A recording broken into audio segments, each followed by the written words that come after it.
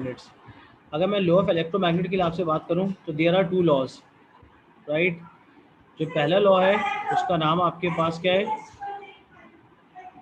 जो first law है उसका नाम आपके पास है फैराडेज लॉ।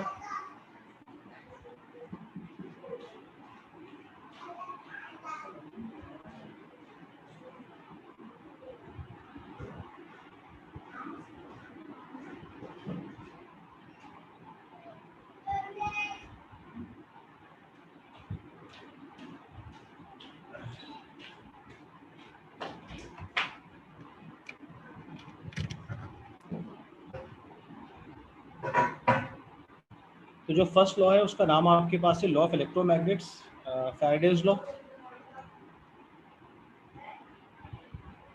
पहले लॉ का नाम है आपके पास फैराडेज लॉ।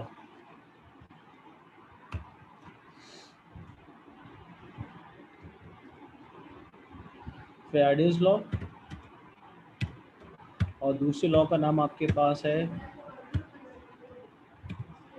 पहला आपके पास कहलाएगा फैराडेज लॉ, दूसरा कहलाएगा आपके पास लेंज़िस लॉ।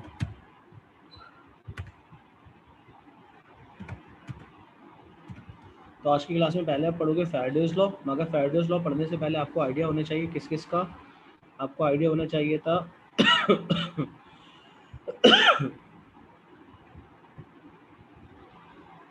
मैग्नेटिक फ्लक्स का। क्या चीज़ थी मैग्नेटिक फ्लक्स, किस तरह डिफाइन करते थे मैग्नेटिक फ्लक्स को, बताइए ज़रा, कुछ याद है किसी को। फैराडेज ने भी साइंटिस्ट ने कहा था कि अगर मैं मैग्नेटिक फ्लक्स की बात करूं, the number of line passing through perpendicular to the surface area of an object. और मैग्नेटिक फ्लक्स लिंकेज जो होता था वो जब मैं फाई को मल्टीप्लाई करता था एन से, तो फिर आपके पास बनता था क्या चीज़, अगर मैं फाई को एन से मल्टीप्लाई करता था तो मेरे पास मैग्नेटिक फ्लक्स लिंकेज बनता था। तो पहले मैं डिस्कस करूंगा फैराडेज लॉ को, और उसके बाद फिर हम डिस्कस करेंगे, पहले हम डिस्कस करेंगे फैराडेज लॉ, और उसके बाद फिर हम डिस्कस करेंगे क्या चीज़, लेंज़िस लॉ। तो पहले मैं स्टार्ट करता हूँ फैराडेज लॉ से। तो अगर मैं फैराडेज लॉ से बात करना चाहता हूँ तो फैराडेज लॉ की स्टेटमेंट क्या है पहले वो देख लो। फैराडेज लॉ, अगर मैं फैराडेज लॉ की बात करता हूँ तो फैराडेज ने भी साइंटिस्ट ने कहा था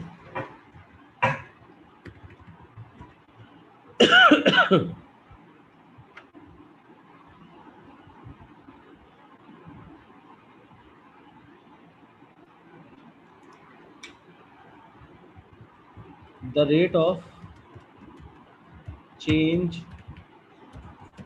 of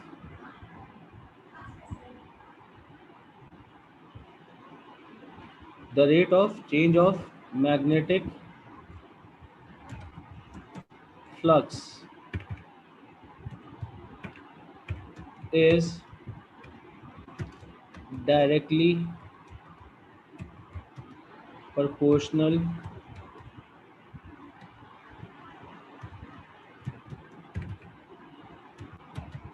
the rate of change of magnetic flux is directly proportional to EMF induced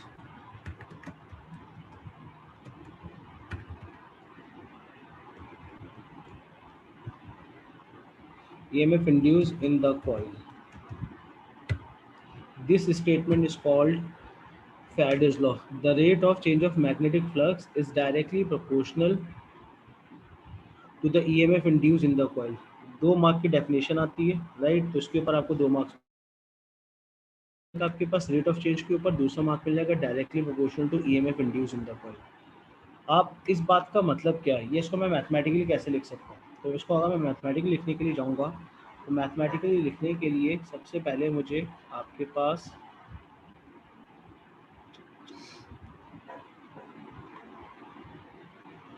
अगर मैं उसको मैथमेटिकली लिखना चाहता हूँ उसके लिए मुझे लिखना पड़ेगा EMF is directly proportional to rate of change of magnetic flux. Magnetic flux को शो करते थे डेल्टा फाई से डिवाइडेड बाय डेल्टा टी। तो change in magnetic flux with respect to time is directly proportional to EMF induced in the coil, right? According to mathematics, जब directly ख़त्म करते हैं तो यू नीड अ कांस्टेंट, और जो constant यहाँ पे लगेगा वो कांस्टेंट आपके पास कहलाता था एन, और साथ में लगता है माइनस साइन। अब इस एन की इम्पोर्टेंस क्या है, एन का मतलब क्या है? एन का मतलब है number of turns in the coil. Coil में जितने नंबर ऑफ टर्न्स होंगे उसको एन से मार्क करेंगे, और नेगेटिव साइन शो करता था लेंसेज लॉ को। अभी मैं लेंसेज लॉ बताता हूँ। फॉर्मूले के साथ आपने माइनस साइन लाजमी लगाना है, लेकिन जब कैलकुलेशन करेंगे तो माइनस साइन को काउंट नहीं करेंगे, राइट। माइनस साइन कैलकुलेशन में इग्नोर हो जाएगा, मगर फॉर्मूले के अंदर लाजमी लिखा जाएगा। तो अगर मैं आपके पास फैराडेज लॉ के मैथमेटिकल इक्वेशन की बात करना चाहता हूँ, तो this is the equation of Faraday's law. EMF is equals to minus N delta phi upon delta t. आपने लास्ट क्लास के अंदर एक चीज़ पढ़ी थी, वो चीज़ थी मैग्नेटिक फ्लक्स। क्या चीज़ पढ़ी थी आपने? Magnetic flux. और एक होती थी मैग्नेटिक फ्लक्स लिंकेज। तो अगर किसी को मैग्नेटिक फ्लक्स याद हो, तो मैग्नेटिक फ्लक्स का फॉर्मूला क्या होता था? मैग्नेटिक फ्लक्स कहलाता था आपके पास फाई से इसको डिनोट करते थे, और उसका फॉर्मूला होता था बी इंटू ए। अगर मैं बात करूँ मैग्नेटिक फ्लक्स लिंकेज की, तो जो आपने लास्ट क्लास में पढ़ा था, magnetic flux linkage is equals to N delta phi और एन फाई। अगर मैग्नेटिक फ्लक्स को आप एन से मल्टीप्लाई कर देंगे तो मैग्नेटिक फ्लक्स लिंकेज मिल जाएगा। तो एन डेल्टा फाई का मतलब बनेगा change in magnetic flux linkage. तो यहाँ पे आपको अगर गौर से देखो तो एन डेल्टा फाई लिखा हुआ नजर आ रहा है, तो एन डेल्टा फाई का मतलब बन जाएगा change in magnetic flux linkage. और नीचे आपके पास लिखा हुआ है टाइम। डिनोमिनेटर में क्या चीज़ लिखी हुई है? डिनोमिनेटर में आपके पास टाइम लिखा हुआ है, चेंज इन टाइम। इसका मतलब बनेगा फैराडेज लॉ की दूसरी स्टेटमेंट क्या सकती है? Change in time. ये जो थी ये फर्स्ट स्टेटमेंट है, राइट। फैराडेज लॉ की दूसरी स्टेटमेंट क्या हो सकती है वो भी बता देता हूँ। अगर मैं फैराडेज लॉ की सेकंड स्टेटमेंट की बात करूँ, जो मैंने फॉर्मूले से बनाई है, इसकी सेकंड स्टेटमेंट क्या हो सकती है वो देखो। दोनों स्टेटमेंट लिख सकते हैं हम। अगर मैं सेकंड स्टेटमेंट की बात करूँ, फैराडेज लॉ की सेकंड स्टेटमेंट क्या हो सकती है? EMF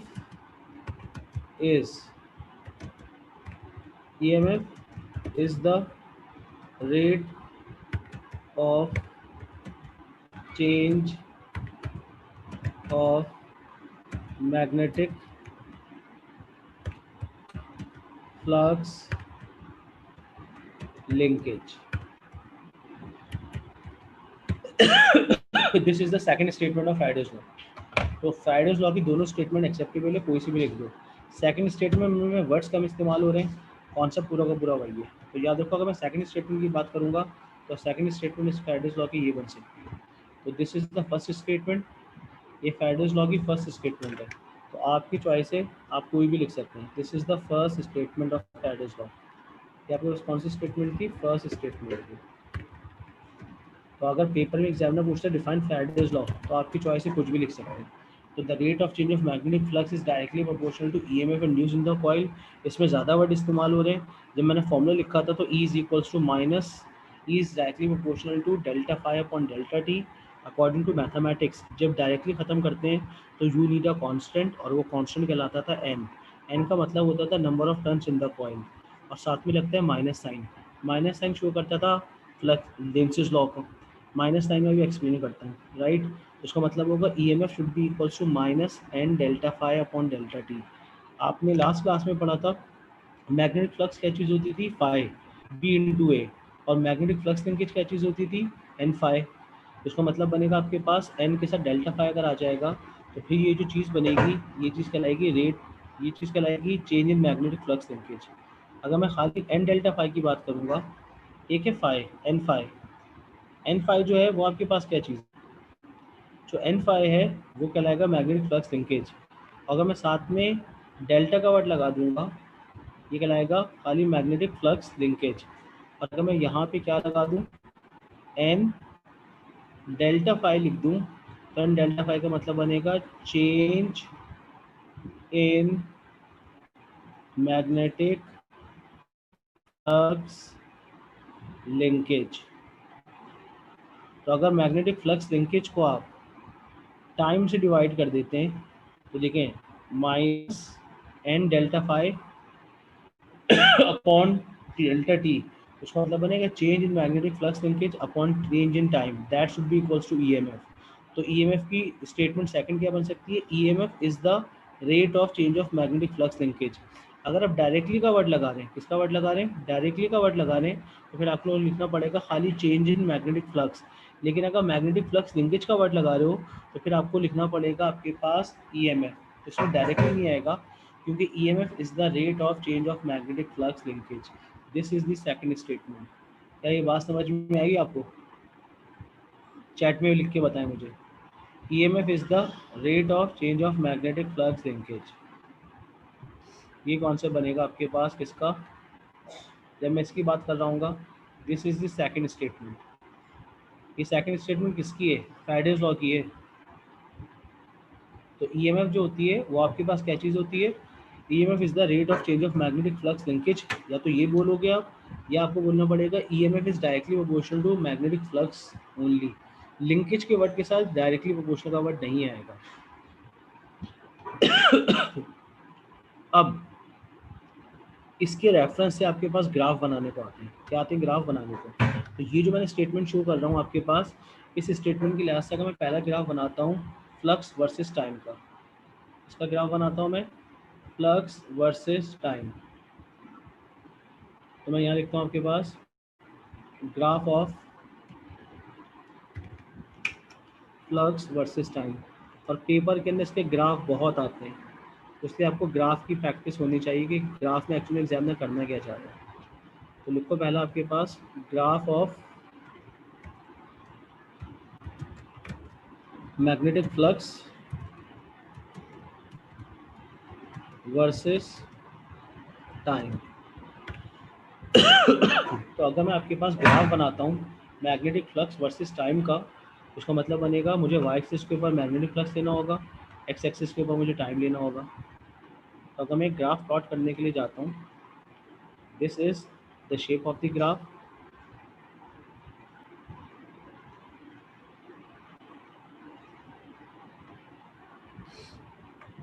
तो अगर आप ग्राफ बनाने के लिए जाते हो तो इसमें वाई एक्सिस के ऊपर आप लेते हो मैग्नेटिक फ्लक्स, क्या लेते हो आप आपके पास वाई एक्सिस पे लेते हो फाई, और एक्स एक्सिस पे लेते हो आप टाइम।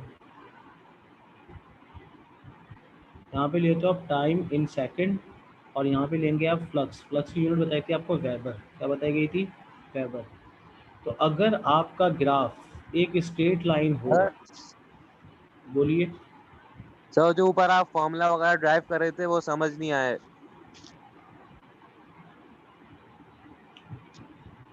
ऊपर जो मैं फॉर्मूला ड्राइव कर रहा था, तुमको स्टेटमेंट याद है मैंने स्टेटमेंट क्या कही थी, ये बताओ। ये है, मैंने स्टेटमेंट बताई थी फैराडेज लॉ की, the rate of change of magnetic flux is directly proportional to EMF induced in the coil. EMF को किस लेटर से शो करते हैं बताइए, ई से। हसन अहमद खान। ई से शो करते हैं। और मैग्नेटिक फ्लक्स को किससे शो करते थे, डेल्टा फाई अपॉन टी। नहीं बिल्कुल गलत कह रहे हैं आप। मैं पूछ रहा हूँ मैग्नेटिक फ्लक्स को किस लेटर से शो करते थे, ये बताओ। Capital N. Capital N. Capital, magnetic flux को शो करते थे फाई से। किससे शो करते थे, मैग्नेटिक फ्लक्स को शो करते थे फाई से। ये जो मैं ग्रीन से मार्क कर रहा हूँ ये मैग्नेटिक फ्लक्स है। मैंने स्टेटमेंट क्या दी है, स्टेटमेंट तो तुम्हें याद रखनी पड़ेगी, the rate of change of magnetic flux. तो मैग्नेटिक फ्लक्स के लिए आप यूज़ करेंगे वर्ड फाई। कौन सा वर्ड यूज़ करेंगे, मैग्नेटिक फ्लक्स के लिए जो तुम वर्ड यूज़ करोगे, रुको हसान देखो, मैग्नेटिक फ्लक्स के लिए जो तुम वर्ड यूज़ करोगे वो वर्ड है फाई।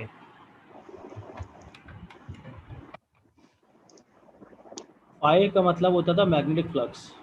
क्या मतलब होता था फाई का, फाई का मतलब होता था मैग्नेटिक फ्लक्स।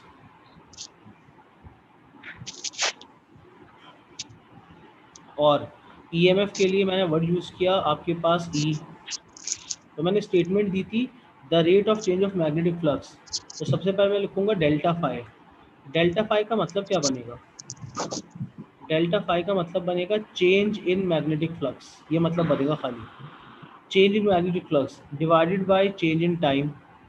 इसका मतलब बनेगा change in magnetic flux with respect to time. तो इसको वर्ड्स में बोलेंगे the rate of change of magnetic flux. Delta phi upon delta T का मतलब क्या बनेगा? The rate of change of magnetic flux is directly proportional to E M F induce in the coil. ये statement है। तो मैंने statement के लिहाज से फॉर्मूला बनाया है। डेल्टा फाइव का मतलब बनता है चेंज इन मैग्नेटिक फ्लक्स। और सर डेल्टा वहाँ टी n कांस्टेंट है। क्या कांस्टेंट है? एन कांस्टेंट है, बिल्कुल सही है। तो जब डायरेक्टली ख़त्म करोगे तो यू नीड अ कांस्टेंट, और वो कांस्टेंट कहलाता है एन, और साथ में लगता है माइनस साइन। माइनस साइन है लेंज़ेस लॉ का, तो कैलकुलेशन में माइनस साइन काउंट नहीं होगा, मगर जब फॉर्मूला लिखोगे तो माइनस साइन का एक मार्क होता है। तो याद रखें, इसमें एन का मतलब है नंबर ऑफ टर्न्स। एक्चुअल में हो क्या रहा है ये देखें। अगर मैं आपके पास इसको एक्सप्लेन करूं, उसका कॉन्सेप्ट क्या है वो डायग्राम देख लो तुम। ये मैं आपके पास रेक्टेंगल ड्रॉ करता हूँ। ये एक सिलेंडर है, इस सिलेंडर के ऊपर आपने कॉपर वायर रैप किया, राइट। इस सिलेंडर के ऊपर आप एक कॉपर वायर रैप करते हैं, या आपने कॉपर वायर जो है वो रैप कर दिया। जब आप इसको कॉपर वायर रैप करने के बाद इसको बैटरी से अटैच करते हैं। किससे अटैच करते हैं? बैटरी से अटैच करेंगे जब हम, ये आपने जो कल की क्लास में पढ़ा था। तो जब आप इसको एक बैटरी से अटैच करते हो, दिस इज़ योर बैटरी, ये आपकी बैटरी थी। जैसे ही ये बैटरी से अटैच होगा, राइट, जब इसमें से करंट गुजरना शुरू करेगा, तो जैसे जैसे करंट गुजरता चला जाएगा, करंट की वैल्यू आप कांस्टेंट रखते हो, लेकिन आप नंबर ऑफ टर्न्स बढ़ाओगे। जब नंबर ऑफ टर्न्स बढ़ाओगे तो इसके अराउंड मैग्नेटिक फील्ड ज़्यादा स्ट्रॉन्ग डेवलप हो रही होगी। तो इस मैग्नेटिक फील्ड की मदद से अगर मैं यहाँ पे एक वोल्ट मीटर लगाऊँ, क्या लगाऊँ मैं यहाँ पे? एक वोल्ट मीटर। तो इस वोल्ट मीटर पे रीडिंग आती रहेगी। क्या आती रहेगी? इस वोल्ट मीटर के ऊपर रीडिंग आएगी। और ये वोल्ट मीटर पे रीडिंग कब तक आती रहेगी? जब तक करंट पास होता रहेगा। तो यहाँ पे अगर मैं आपके पास एक वोल्ट मीटर लगाता हूँ, तो इस वोल्ट मीटर पे सर ये तो ओ लेवल में भी पढ़ा था। बिल्कुल सही पढ़ा था। तो मैंने कब का नहीं पढ़ा था आपको ओ लेवल्स में? तो मगर बस ओ यहाँ लेवल्स पे आप, फॉर्मूला है इसका। जी इसमें फॉर्मूला आएगा बस। ओ लेवल्स में चले आपने सर फिर फॉर्मूला रखते नहीं हैं पढ़ा यहीं था। तक। तो पहुंचो शांत। चलिए आपने क्या बोला, करंट जब तक पास हो रहा होगा तो वोल्ट मीटर वोल्ट भी शो मीटर पे करता रीडिंग रहेगा। आ रही होगी, इसका मतलब होगा चेंज इन मैग्नेटिक फ्लक्स हो रहा है। जब तक चेंज इन मैग्नेटिक फ्लक्स होता रहेगा, ईएमएफ इंड्यूस होता रहेगा। जैसे ही करंट ऑफ करोगे तो ईएमएफ जीरो हो जाएगा। फिर करंट पास करना शुरू करोगे, आपके पास ईएमएफ आता रहेगा। ये बताया मैंने। तो जब तक करंट पास होता रहेगा, जो कॉइल के ऊपर वोल्ट मीटर लगा हुआ है उसके ऊपर रीडिंग आती रहेगी। और जैसे ही करंट स्टॉप हाँ, होगा, हाँ, वोल्ट मीटर की रीडिंग तो बंद हो अगर जाएगी। करंट बंद कर हाँ, देंगे तो एन की वैल्यू हट जाएगी। नहीं, एन कैसे हट जाएगा? अगर आपके घर में तार बिछा हुआ है, उसको आप सर्कुलर शेप में दे देते हैं, करंट नहीं पास करते, तो क्या वो वायर खुद ब खुद सीधा हो जाता है? एन तो बेटा नंबर ऑफ टर्न्स है ना, ये तो फिजिकल चीज़ है। अगर तुम डायग्राम देखो, तो इस डायग्राम के अंदर आपके पास इसमें से एरो खत्म हो जाएंगे। जब तुम करंट खत्म करोगे तो एरो खत्म हो जाएंगे, नंबर ऑफ टर्न्स तो वैसे के वैसे ही रहेंगे, बस उनमें से सर करंट ऐसे पास ये नहीं होगा। आपने चेंज इन टाइम और वो यानी rate of change of time वो दिया, rate of change of magnetic flux दिया हुआ है, तो मैग्नेटिक फ्लक्स जो चेंज होगा उसकी वैल्यू दी भी होगी न्यूमेरिकल में। जी, जाहिर सी बात है, आपको एग्जामिनर बी बताएगा, आपको ए बताएगा। अभी इसका एक न्यूमेरिकल कराता हूँ मैं।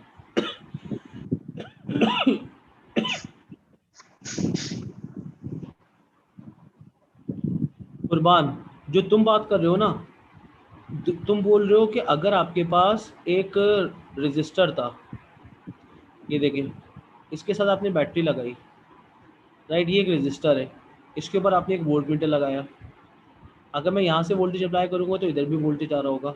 ये बात इलेक्ट्रिसिटी के हिसाब से बिल्कुल सही है, मगर यहाँ पे जो हो रहा है वो एक्चुअल में हो क्या रहा है? ये जो वोल्टेज आ रहा होगा ना, ये सर्किट का नहीं आ रहा होगा, ये बैटरी से आपके पास जो करंट पास हुआ, और उस करंट के पास होने से यहाँ पे जो ईएमएफ इंड्यूस हुआ है, उस ईएमएफ की वैल्यू यहाँ शो हो रही होगी। कुर्बान, हम जो इलेक्ट्रिसिटी में पढ़ते थे, हम रजिस्टर लगाते थे और बैटरी से करंट पास करते थे, तो आपको जो बैटरी का आपके पास करंट वोल्टेज होता था वो डिवाइड हो जाता था। फॉर एग्जाम्पल, अगर यहाँ पे था 10 वोल्ट, कितना वोल्ट था यहाँ पे? 10 वोल्ट। तो यहाँ पे भी आपके पास 10 वोल्ट आ रहा होगा अप्रॉक्सीमेट। अगर मैं 2 रजिस्टर लगाता कुर्बान, अगर मैं 2 रजिस्टर लगाता इस तरह से और इसके साथ बैटरी अटैच करता, ये 10 वोल्ट की बैटरी होती, तो हो सकता है कि यहाँ पे 3 वोल्ट आ रहा होता, यहाँ पे 7 वोल्ट आ रहा होता, राइट। इसका मतलब होगा जो बैटरी का वोल्टेज है वो एक्चुअली में डिस्ट्रीब्यूट हो रहा है 3 और 7 में ऐड होकर टोटल 10 बना लेगा। मगर यहाँ पे ऐसा नहीं होगा। यहाँ पे क्या हो रहा होगा, यहाँ पे आपकी जो बैटरी की ईएमएफ है और ईएमएफ इंड्यूस होना, दो अलग अलग बातें। अगर तुमको ट्रांसफार्मर याद हो ओ लेवल्स का, तो ओ लेवल्स में हम कम वोल्टेज इस्तेमाल करते हुए ज़्यादा वोल्टेज जनरेट करते थे। वो एक्चुअली में फैराडेज लॉ की मदद से तो करते थे। आपका 9 वोल्ट आ रहा होता है, उसको 12 वोल्ट में कन्वर्ट कर लेते हो।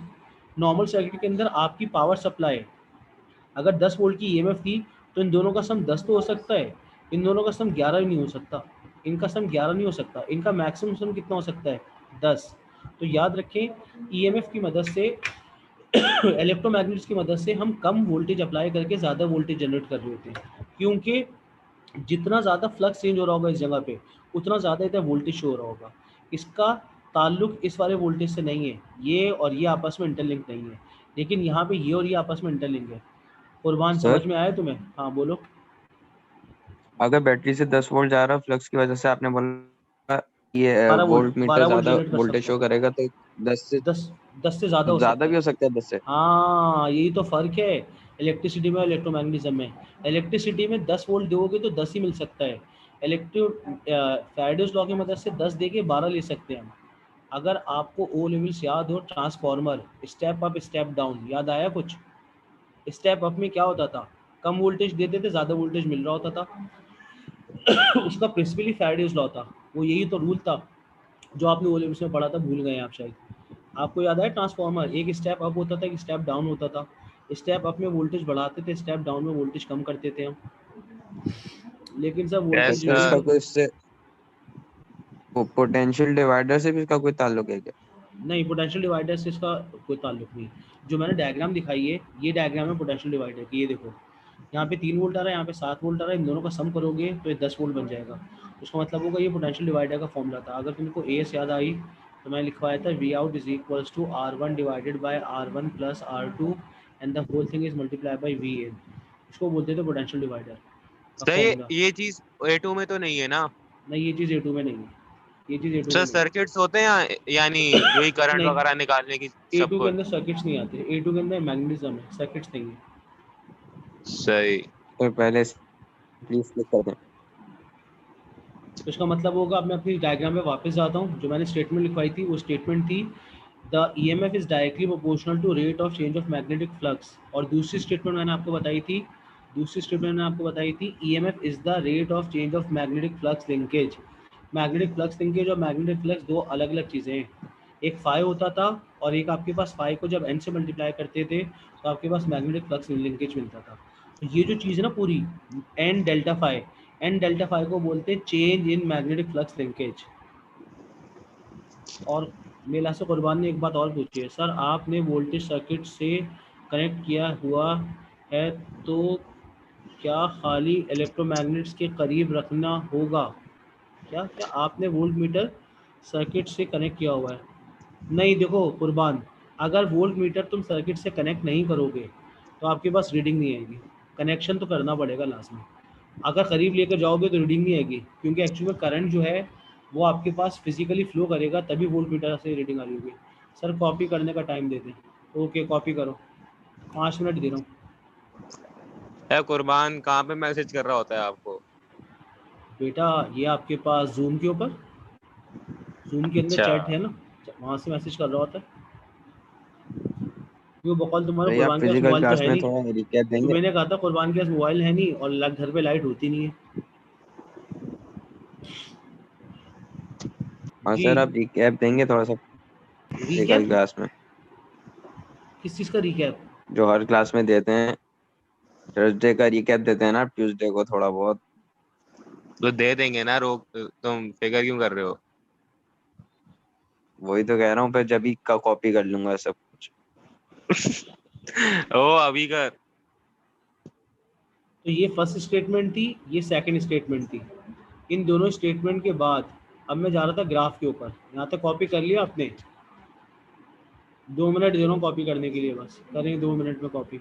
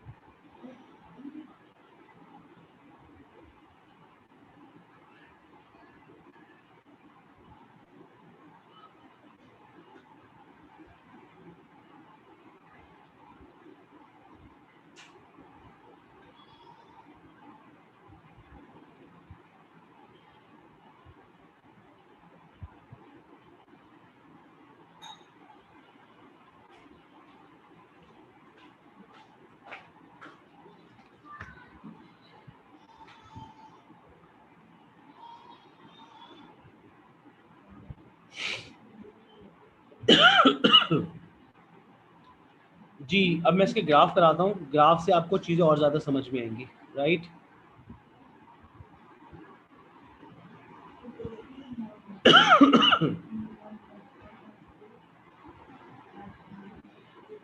तो पहला ग्राफ है आपके पास फ्लक्स वर्सेस टाइम का। मैंने फ्लक्स दिखाया वाई एक्सिस के ऊपर, टाइम दिखाया एक्स एक्सिस के ऊपर। एग्जामिनर ने ये फ्लक्स का ग्राफ गिवन है, राइट, और फ्लक्स की वैल्यू एग्जामिनर मार्क करके आपको दे देता है।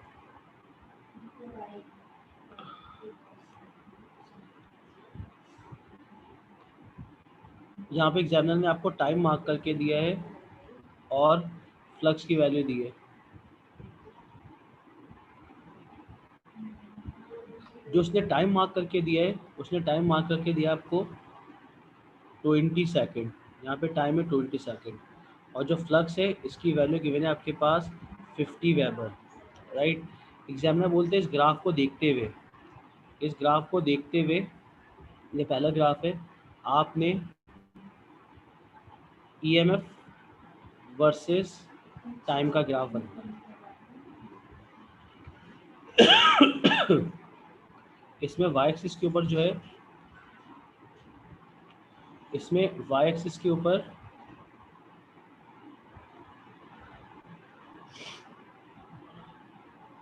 ईएमएफ है और एक्स एक्सिस पे टाइम है। टाइम सेकंड्स में गिवन है और ईएमएफ जो है वो आपके पास वोल्ट्स में गिवन है। तो अगर आपको फॉर्मूला याद है तो क्या इस फॉर्मूले को माइंड में रखते हुए इन वैल्यूज़ का ग्राफ बना सकते हो। फ्लक्स वर्सेस टाइम का ग्राफ गिवन है, फ्लक्स की वैल्यू थी 50, उसका मतलब है 20 सेकंड में फ्लक्स चेंज होता है 0 से लेके 50 तक। तो आपके पास एग्जामिनर बोलते हैं ईएमएफ वर्सेस टाइम का ग्राफ कैसे प्लॉट करेंगे आप। 1 मिनट दे रहा हूँ इस ग्राफ को प्लॉट करने के लिए। फ्लक्स वर्सेस टाइम गिवन है और ईएमएफ वर्सेस टाइम का ग्राफ बनाना है।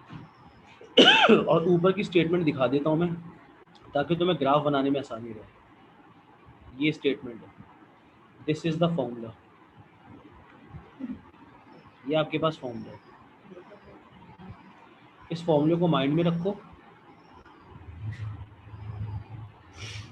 ये मैं फॉर्मूला यहाँ पे लिख देता हूँ तुम्हारे लिए, EMF is equals to minus N delta phi upon delta T.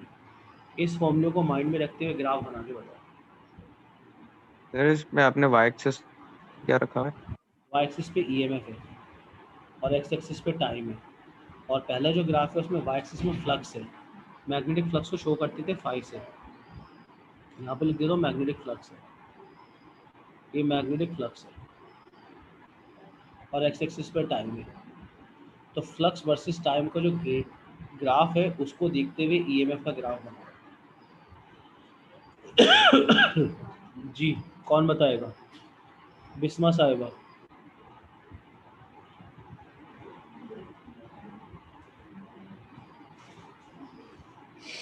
Ali Siddiqui, Areeba साहिबा, कैसे बनेगा ग्राफ या मैं बना दूं?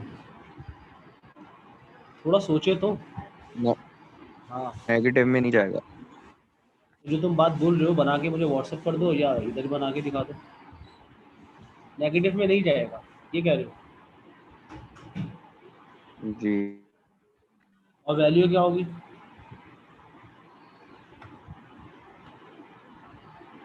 सर सेम वैल्यू रखे नेगेटिव में हैं सर, कॉप नहीं सेम वैल्यू रखे 5/2 5/2 2.5 2.5। Very good. तो 2.5 कैसा बनाऊँ? 2.5 increasing gradient, decreasing gradient, straight line, parallel to X axis, parallel to Y axis. Increasing होगा 0 से 2.5।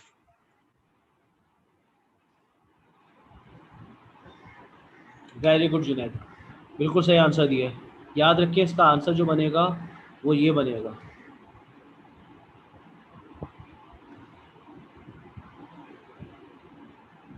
This is the graph. ये बात किस किस को समझ में आई? आपके पास 2.5 की एक लाइन बनेगी और बनेगी नेगेटिव एक्स एक्सिस में, और यहाँ पे वैल्यू में लिखता हूँ 2.5।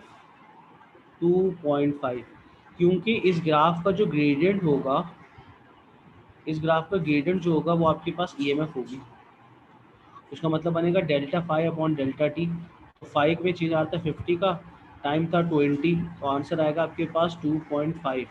साथ में लगा हुआ था माइनस साइन, इसका मतलब बनेगा माइनस साइन आपके पास प्लस के बजाय ग्रेडियंट जो बनेगा वो आपके पास नेगेटिव में बन रहा होगा, क्योंकि इसका ग्रेडियंट जो होता था वो आपके पास ईएमएफ इंड्यूस होता था। तो आपके पास यहाँ पे जो मैं टाइम मार्क करूँगा, यहाँ पे मैं टाइम मार्क करूँगा 20। क्या मार्क करूँगा यहाँ पे मैं टाइम? तो मैं यहाँ पे अगर एक स्ट्रेट लाइन बनाता हूँ जस्ट लाइक दिस, ये तो मैं यहाँ पे लिखूँगा 20, यहाँ लिखूँगा 2.5। क्या ये बात समझ में आई? जब तक आपके पास फ्लक्स बढ़ता रहेगा ईएमएफ कांस्टेंट रहेगा। ये पहला ग्राफ था, ये किस किस को समझ में आया? और यहाँ पे लिखेंगे 2.5 वोल्ट, साथ में माइनस, क्योंकि ईएमएफ का फॉर्मूला था minus N delta phi upon delta T. तो जब तक ग्रेडियंट पॉजिटिव रहेगा आपके पास ईएमएफ नेगेटिव रहेगा, जब ईएमएफ पॉजिटिव होगा तो फ्लक्स नेगेटिव होगा। नहीं समझ? देखें कुर्बान, एक्चुअल में हो क्या रहा है, एग्जामिनर ने फ्लक्स वर्सेस टाइम का ग्राफ गिवन है।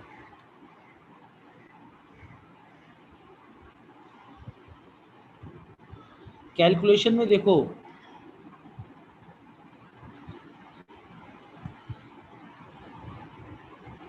सर हाँ सब समझ आ गया, ये समझ नहीं आई नेगेटिव में क्यों मना है, वो तो बस वो फॉर्मूले का नेगेटिव साइन है सर ऐसे। नहीं नहीं नहीं नहीं, अब जलाल सुन लो ये सुन लो वेक्टर सुन लो, डायरेक्शन। मैंने कहा रमजान था आप चुप हो जाओ, बड़े बात कर रहे थे बीच में बोलते। देखिए मैंने कहा था आप फॉर्मूला लिखेंगे, जब आपने कैलकुलेशन किए तो कैलकुलेशन में आपने 50 को 20 से डिवाइड करके 2.5 लगा दिया। ये जो माइनस साइन है लेंसेज लॉ का था। माइनस साइन का मतलब क्या होगा? जब तक फ्लक्स पॉजिटिव रहेगा ईएमएफ नेगेटिव रहेगा। अब लिसन, एक मैं ग्राफ और देता हूँ, उस ग्राफ से तुम्हारा कॉन्सेप्ट और क्लियर होगा। उसमें मैं तीनों चीज़ें एक साथ दे देता हूँ, रुको। राइट, मैं ये आपके पास एक ग्राफ और बना रहा हूँ, अभी तुम्हारा कॉन्सेप्ट क्लियर हो जाएगा, मुझे सिर्फ 2 मिनट दो। आपके पास ये एग्जामिनर ने ग्राफ दिया है, इसमें वाई एक्सिस के ऊपर फ्लक्स है, एक्स एक्सिस पे टाइम है, और एग्जैक्ट ग्राफ की शेप जो देता है वो ऐसे देता है। Ah yes, this is the shape of the graph. कैसी शेप ग्राफ की? पहले मुझे इसको पूरा ग्राफ बनाने दो वैल्यूज के साथ, फिर मैं तुम लोगों से पूछूंगा, फिर तुम खुद ही आंसर सही बताओगे। इस ग्राफ में एक्चुअली में हो क्या रहा है? पहले फ्लक्स बढ़ रहा है, फिर फ्लक्स कांस्टेंट हुआ, और उसके बाद फ्लक्स डिक्रीज होकर 0 हो गया। अगर मैं यहाँ पे टाइम मार्क करता हूँ,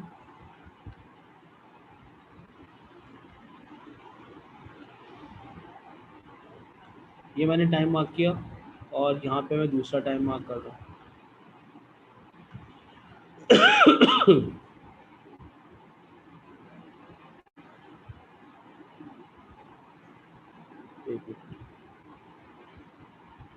अब यहाँ पे मैं टाइम की वैल्यू तुमको बता रहा हूँ 40 सेकेंड, यहाँ पे टाइम बता रहा हूँ 60 सेकेंड, यहाँ पे टाइम बता रहा हूँ 70 सेकेंड, और यहाँ पे मैं तुमको फ्लक्स की वैल्यू जो बताता हूँ, तो फ्लक्स की वैल्यू मैं बता रहा हूँ 100 वेबर। अब मैं बोलता हूँ इस ग्राफ को देखते हुए, इस ग्राफ को देखते हुए आपने ईएमएफ का ग्राफ बनाना है। किसका ग्राफ बनाना है? ईएमएफ का। अब तुम्हें एक बात पहले वही पता है, 2.5 पहले का आएगा 2.5, कहाँ तक, कितने सेकंड तक? नेगेटिव से लेके 0 तक, टाइम 40 से तो 40 पे। हाँ हाँ बिल्कुल सही कह रहे हो, बिल्कुल सही कह रहे हो। इस ग्राफ का ग्रेडियंट निकालोगे, इस ग्राफ का ग्रेडियंट निकालोगे, इस ग्राफ का ग्रेडियंट निकालोगे, 3 ग्रेडियंट निकालने पड़ेंगे, ग्रेडियंट 1, ग्रेडियंट 2, ग्रेडियंट 3। तो तुम्हारा जो फर्स्ट ग्रेडियंट होगा वो निकलेगा 100/40। 100/40 का मतलब बनेगा 2.5। तुम्हारा सेकंड ग्रेडियंट क्या आएगा? सेकंड ग्रेडियंट तुम्हारा आएगा 0। ये बात किस किस समझ में आई? क्योंकि एक्चुअल में फ्लक्स चेंज ही नहीं हो रहा था। और तुम्हारा जो थर्ड ग्रेडियंट आएगा वो निकलेगा आपके पास -100/10। राइट, तो तुम्हारा थर्ड ग्रेडियंट जो निकल रहा होगा वो निकल रहा होगा -10। मगर क्योंकि फॉर्मूले के अंदर माइनस मौजूद था, तो इसका मतलब बनेगा पहला ग्रेडियंट निकल रहा था प्लस में निकल रहा था 2.5। मगर ईएमएफ कैसे बनेगी? ईएमएफ जो बनेगी वो तुम्हारे पास बनेगी ऐसे 40 सेकंड तक 2.5। उसके बाद क्या होगा, फिर आपके पास स्ट्रेट लाइन बनेगी, फिर आपके पास क्या होगा, फिर ये चीज़ आएगी, फिर आपके पास क्या होगा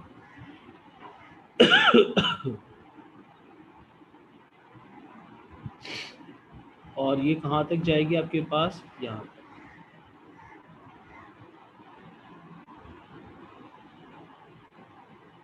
ये यहाँ, ये वैल्यू लिखेंगे 2.5 माइनस की, यहाँ पे आएगा 0 और यहाँ पे आएगा 10 और यहाँ पे टाइम वैल्यू होगी 40, यहाँ पे होगी 60 और यहाँ पे होगी 70। क्या ये बात समझ में आई तुम्हें? जब तक फ्लक्स सर ये तो पॉजिटिव है, वैसे ही है।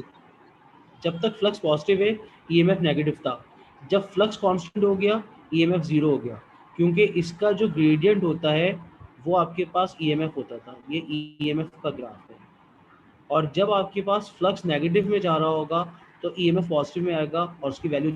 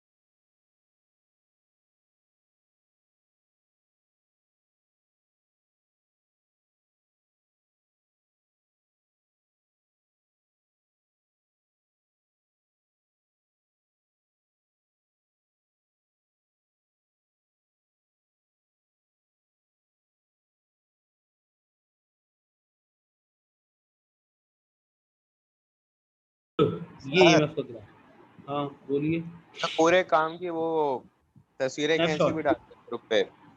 ठीक है, नहीं, क्लास के स्नैप एंड में उतनी डाल क्लियर दूंगा। नहीं आती, पीडीएफ भेज देगा, पीडीएफ भेज देगा, स्नैप अच्छी नहीं आती। स्नैप अच्छी नहीं आती, इसकी पीडीएफ बना के भेज दूँ, ये कहना है आप? वो अच्छा सही है, रहेगा। स्नैप में थोड़ा ब्लर हो जाता है, कहीं से शेड आ रहा होता है, रिफ्लेक्शन। चलो ठीक है। आपके पास यहाँ पे मैं लिखता हूँ ईएमएफ, वाई एक्सिस पे ईएमएफ है, एक्स एक्सिस पे टाइम है, एक्स एक्सिस पे टाइम है और वाई एक्सिस पे आपके पास ईएमएफ है। ईएमएफ की यूनिट होती थी वोल्ट्स। एग्जामिनर बोलता है this is the shape of EMF.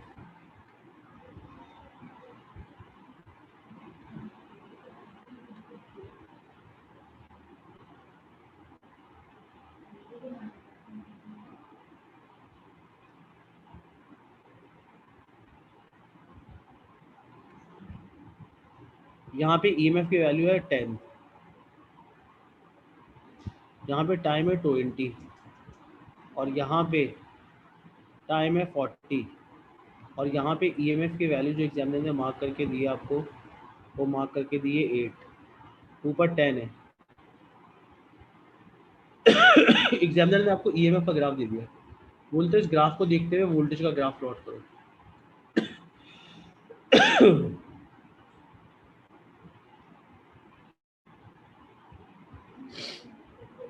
अभी ये आपने वैल्यू आपको, ईएमएफ बनाया, बोलने वोल्टेज का हाँ, बनाया। फ्लक्स का ग्राफ बनाना है।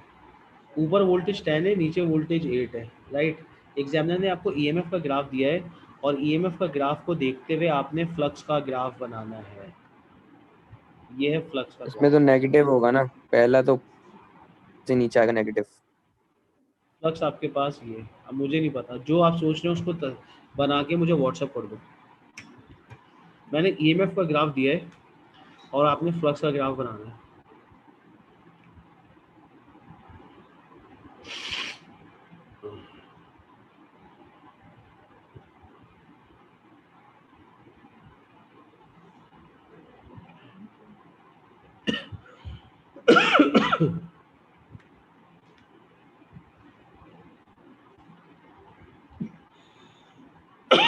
शानदार बहुत है।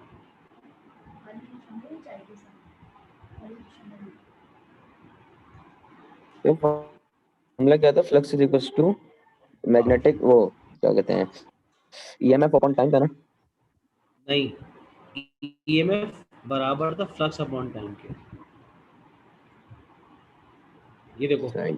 ईएमएफ बराबर था minus N delta phi upon delta T के। तो इसका मतलब बनेगा, अगर आप फ्लक्स की बात करेंगे तो ई इंटू टी हो जाएगा, ई मल्टीप्लाई बाय डेल्टा टी बराबर हो जाएगा तो पहला तो माइनस 200 आ एन रहा डेल्टा फाई। है, पहला आ रहा है 200 और 200 आ रहा ईएमएफ है। पॉजिटिव आ रहा है, तो मतलब नेगेटिव में हो जाएगा।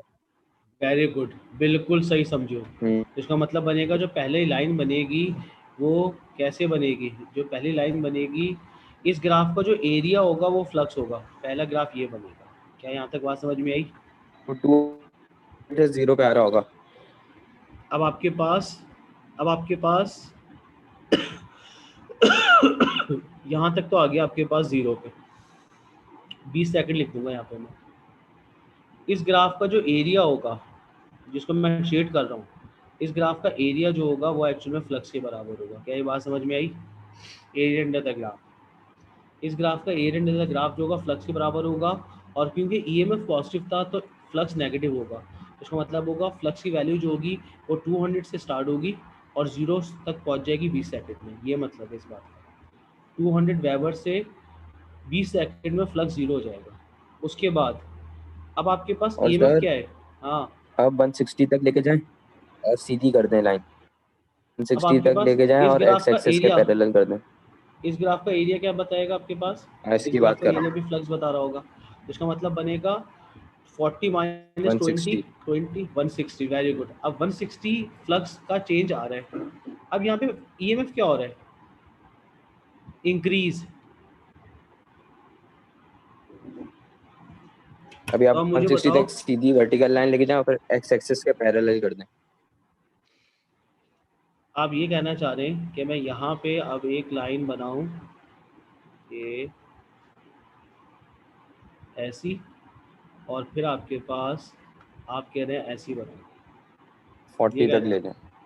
और यहाँ पे टाइम मार्क कर दूं मैं 40। 40। नहीं, ये तुम गलत बता रहे हो। तुमने पहले वाली चीज़ बिल्कुल सही है, ये बिल्कुल क्रिस्टल क्लियर है, ये बिल्कुल सही है, ये गलत है। क्योंकि अगर फ्लक्स कांस्टेंट था तो ईएमएफ तो जीरो होना चाहिए। हमदान देखो ना, तुमने फ्लक्स कांस्टेंट बताया है मुझसे, तो अगर फ्लक्स कांस्टेंट होगा तो ईएमएफ तो जीरो होना चाहिए, जबकि यहाँ पे ईएमएफ क्या हो रहा है, इंक्रीज हो रहा है। तो एक सोचे जरा, ईएमएफ तो इंक्रीज हो रहा है,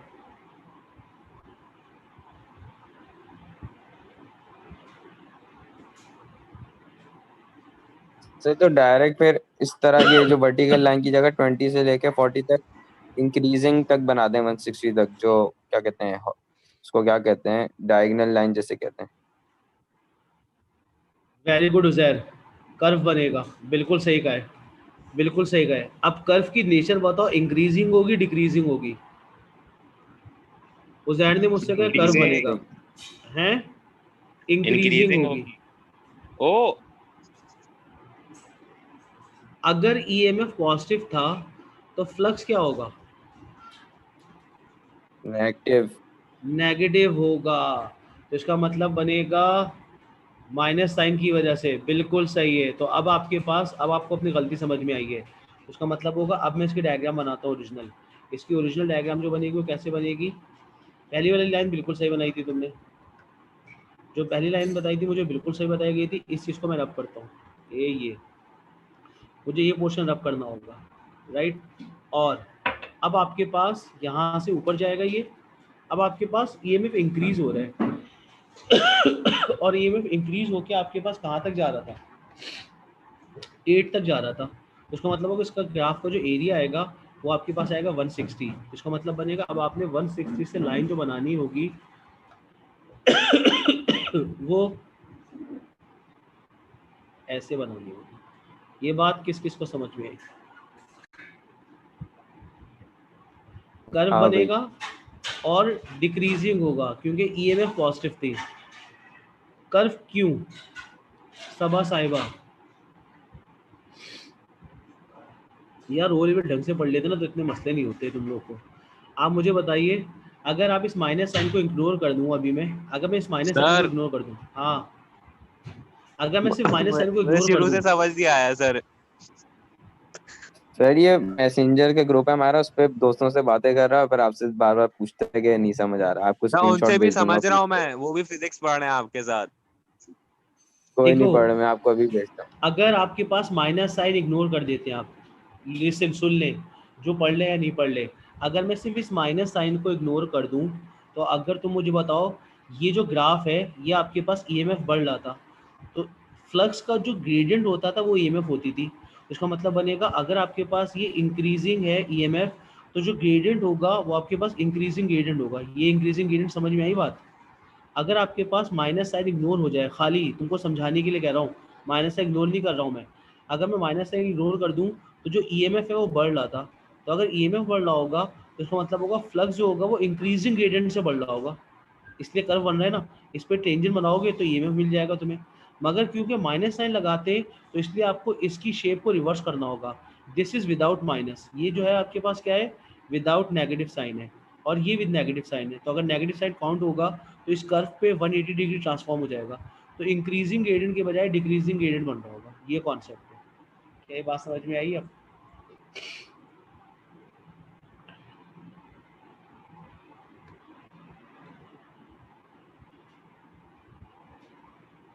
एरिया 80 होगा, एक सेकेंड, एरिया 160 होगा 80 होगा, रुको मैं चेक कर लूँ।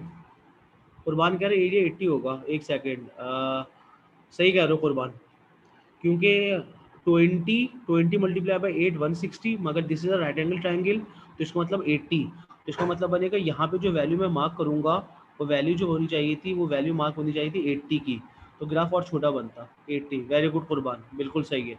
और नेचर जो बनेगी वो ऐसे बन रही होगी। ये कॉन्सेप्ट है। अब इसके एक दो सवाल और देता हूँ, अभी थोड़ा और कॉन्सेप्ट सही होंगे, रुको अरे एक ग्राफ बस और अब देता हूँ। फिजिकल में करा देगा बस।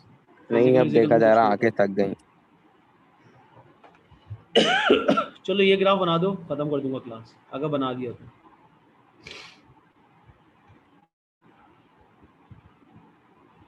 ये फ्लक्स आपके पास फ्लक्स वर्सेस टाइम का ग्राफ दे रहा है एग्जामिनर। ये तीसरा ग्राफ सर है। फ्लक्स सर फ्लक्स से वो ईएमएफ बनाना आसान होता है, ईएमएफ से फ्लक्स बनाना हाँ मुश्किल है। बिल्कुल सही कह रहे हैं आप, बिल्कुल सही कह रहे हैं आप। तो आपके पास ज्यादातर एग्जामिनर जो है ना फ्लक्स वाला पास ओ लेवल एस के अंदर, A2 के अंदर, GCSE के अंदर फ्लक्स वर्सेस टाइम आता है, IB के अंदर EMF वर्सेस टाइम आता है। तो तुम तो GCSE कर लो तो तुम फ्लक्स वर्सेस टाइम पे रहो। तो अगर आपके पास फ्लक्स का ग्राफ ऐसा होता, ये मैंने कौन सी भी बना के दी है, साइन। Sine wave. एग्जामिनर बोलता है EMF वर्सेस टाइम का ग्राफ बना के बताओ।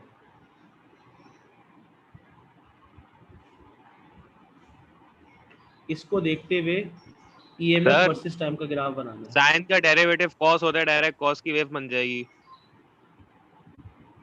हमारी तो फिजिक्स अच्छी अच्छी खासी अच्छी है, मगर इतनी अच्छी नहीं कि तुम A2 में बैठ सको बेटा। अभी थोड़ा सा और सोचो। 50%।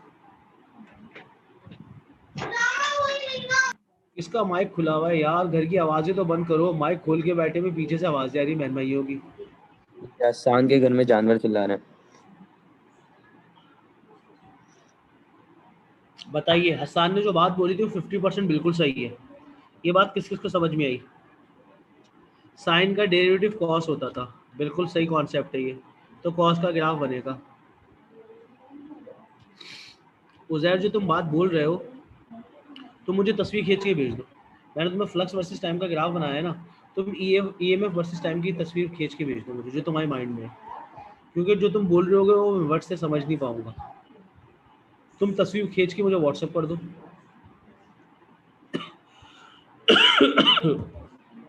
सर फ्लिप हो जाएंगे, जो ऊपर वाला पहला जो 180 साइकिल है वो नीचे चला जाएगा और दूसरा वाला ऊपर हो जाएगा, साइन की साइन ही बनेगी। Junaid very good, very good Junaid, बना के भेजो मुझे। तुमने जो बोला है मुझे समझ में आ गया है। मैं चाहता हूँ तुम अपने हाथ से ये प्लॉट करके भेजो मुझे। ये मैं हूँ, बोला मैंने हमदान ने। हमदान तुम बोल रहे हो, और जुनैद ने मुझे मैसेज जो लिख के भेजा ना, वो कंप्लीट मैसेज लिख के भेजा, उससे मुझे समझ में आ गया, उससे समझ में आ गया। जो तुम बात बोल रहे हो हमदान हमदान मैंने साहब, बोला है। हमदान साहब जो मैंने बात सही बोल बोला रहे हैं गलत ना, बोला है? आपकी बात मैं जब एक्सेप्ट करूंगा जब आप मुझे तस्वीर खींच के भेज दें इसकी व्हाट्सएप पे। वैसे भी तो तुम अरे मैसेज करते हो ना, यार, व्हाट्सएप पे एक तस्वीर खींच के भेज दो, अपने नाम के साथ पता चल जाएगा मुझे। बल्कि तुम्हारा नंबर तो सेव है मेरे पास, जिसमें तुमने कुर्ता पहना हुआ है।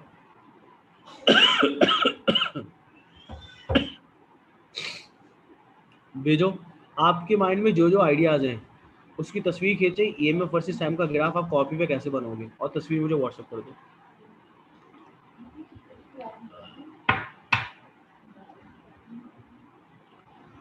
2 मिनट दे रहा हूँ मैं। मैंने भेज दी। सर एक मिनट ऊपर स्क्रॉल कीजिएगा। कुर्बान वेरी गुड, तस्वीर खींच के भेजो। वेरी गुड कुर्बान, बिल्कुल सही बोला है तुमने, मगर बोलने और ड्रॉ करने में बहुत फर्क होता है। बोला तुमने बिल्कुल सही है, तो मुझे लगता है तुम तस्वीर भी सही खींच के भेजोगे। मेरा चेक करें सर। अरे देख रहा हूँ बेटा, मैसेज तो आने दो। अब आया है।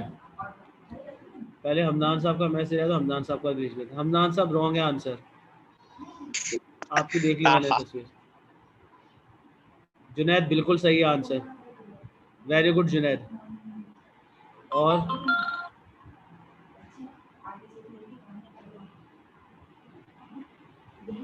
सर मेरा नंबर सेव है आपके पास?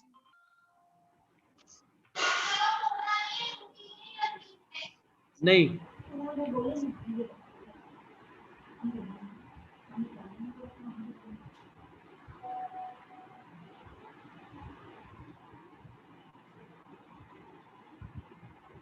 कुर्बान आपने भेज दिए, वेरी गुड कुर्बान, बिल्कुल सही बनाया है। मगर तुमने कुर्बान जो डायग्राम बनाई है, एक सेकंड, तुमने वाई एक्सिस, तुमने एक्स एक्सिस का मार्क किया है? एक्स एक्सिस मार्क करो कुर्बान, तुमने एक्स एक्सिस सही मार्क नहीं किया। हमदान अभी भी गलत है। और जो तुमको बोल रहे थे कहाँ है वो, फिर अब हसान बता हसान अहमद खान जी 031। सर इसमें क्या बिलो द एक्सिस सब नेगेटिव में बनेगा? नहीं ऐसा तो नहीं बनेगा। जैसे 5 उसमें पॉजिटिव है तो पहली जो बनेगी वो तो नेगेटिव कॉस बनेगा ना। तो तुम वो बोल सही तो बना क्यों गलत रहे हो?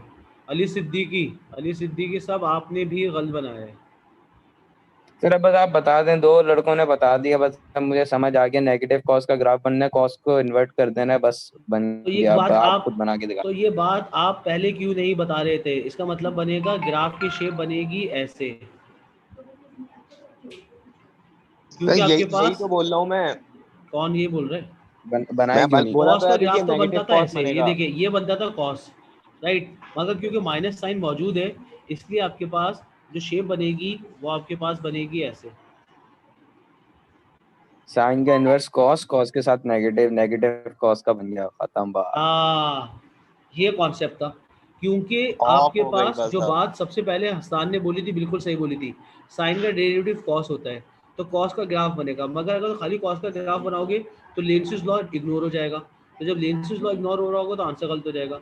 तो आपने कॉस का ग्राफ बनाना है मगर माइनस के साथ बनाना था। तो अगर ईएमएफ का ग्राफ ऐसा है फ्लक्स के साथ तो ये चीज़ बन रही होगी, तो दिस इज द कॉन्सेप्ट। और अगर मैं करंट का ग्राफ पूछता कैसा बनता, तीनों किसका? ग्राफ बना लो।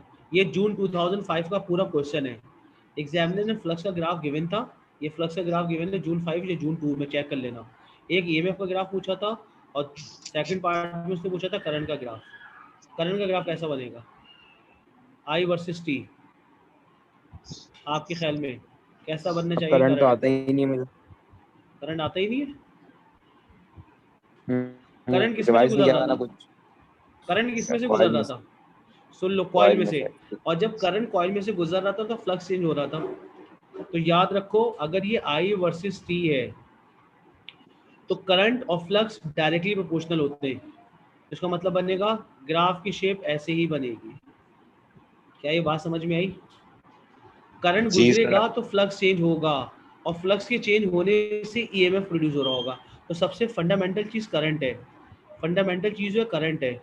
सेकंड फंडामेंटल चीज़ जो है वो आपके पास फ्लक्स है, और इससे ड्राइव जो क्वांटिटी हो रही है वो ईएमएफ थी। ये तीनों ग्राफ आते हैं, तो याद रखो sir flux flux and time current. और वोल्टेज टाइम एक ही चीज है? नहीं नहीं नहीं, बिल्कुल गलत कह रहे हो।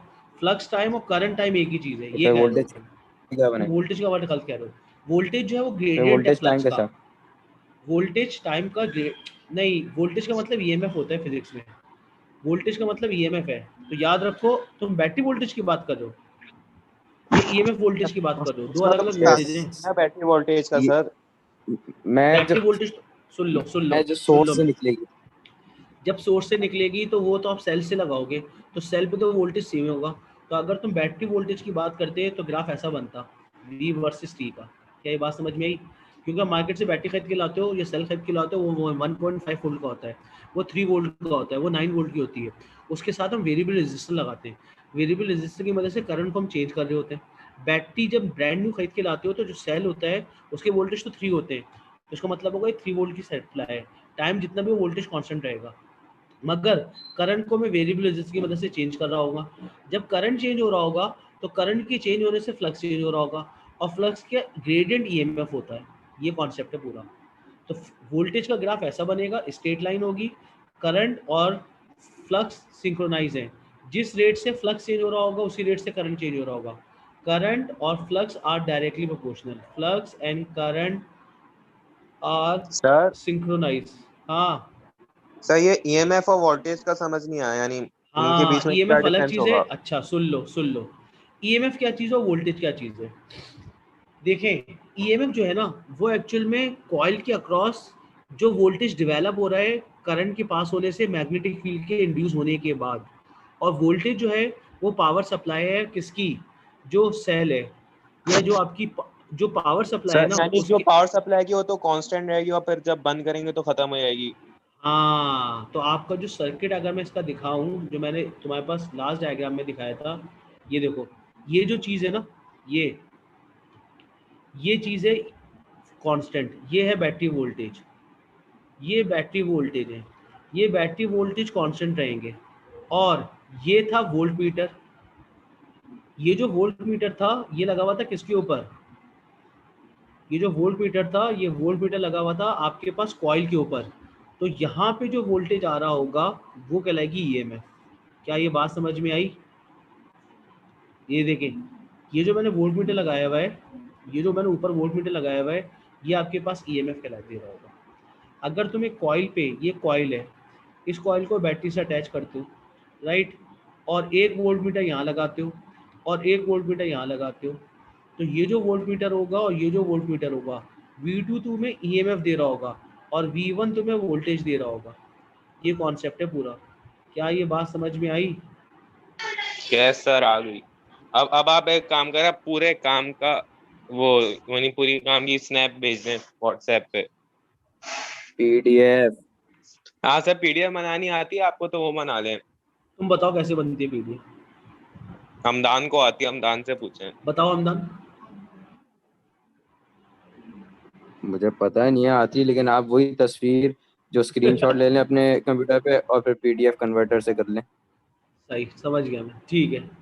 सर ईएमएफ तो सोर्स के वोल्टेज के ख़त्म, क्या सर ईएमएफ तो सोर्स क्या वोल्टेज को कहते थे ना? हाँ वो जब तक कहते थे जब हम इलेक्ट्रिसिटी में रहते थे बेटा। ये इलेक्ट्रिसिटी नहीं है, ये इंडक्शन है, इलेक्ट्रोमैग्नेटिक इंडक्शन में। तुम कुर्बान पता है क्या कर रहे हो, तुम एएस के कॉन्सेप्ट A2 में मिक्स कर रहे हो। तुम्हारी बात एएस तक बिल्कुल सही है, जो बैटरी के वोल्टेज होते थे उसको हम एएस के अंदर ईएमएफ ही कहते थे, बिल्कुल सही कह रहे हो तुम, राइट। मगर A2 के अंदर आपके पास है क्या, A2 के अंदर जो बैटरी है इसके जो वोल्टेज होंगे ये अप्लाई होते हैं कॉइल के ऊपर, और कॉइल के ऊपर उसकी मदद से एक ईएमएफ इंड्यूस हो रहा होता है। ये ईएमएफ जब तक इंड्यूस होता रहेगा जब तक फ्लक्स चेंज होता रहेगा। जैसे ही फ्लक्स स्टॉप होगा या कांस्टेंट होगा ईएमएफ जीरो हो जाएगा, मगर सप्लाई मौजूद होगी नीचे।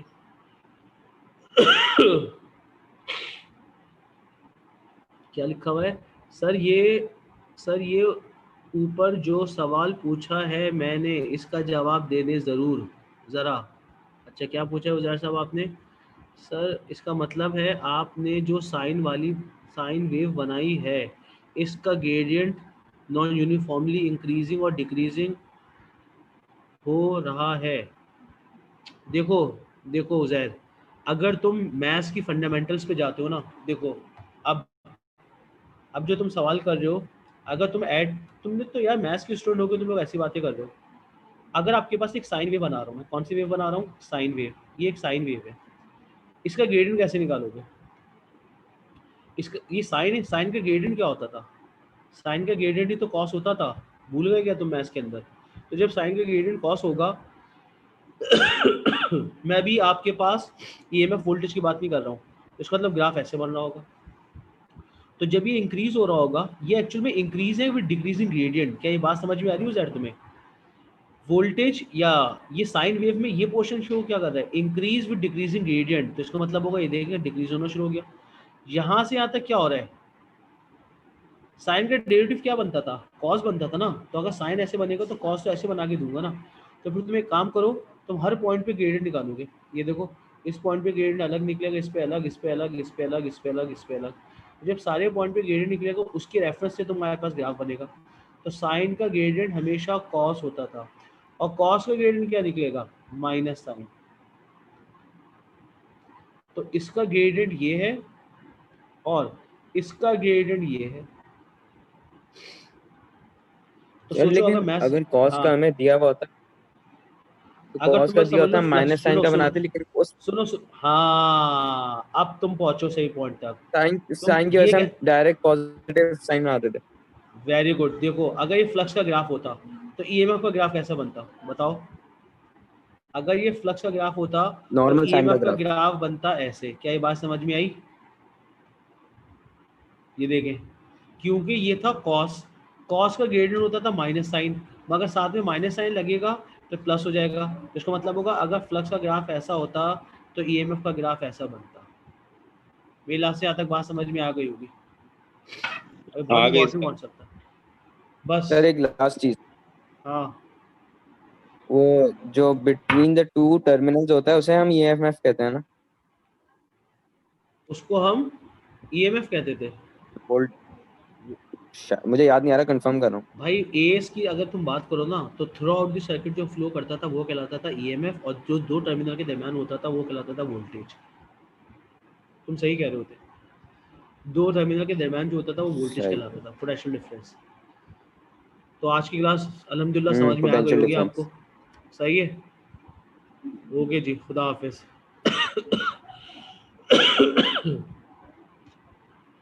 खुदा हाफिज सर।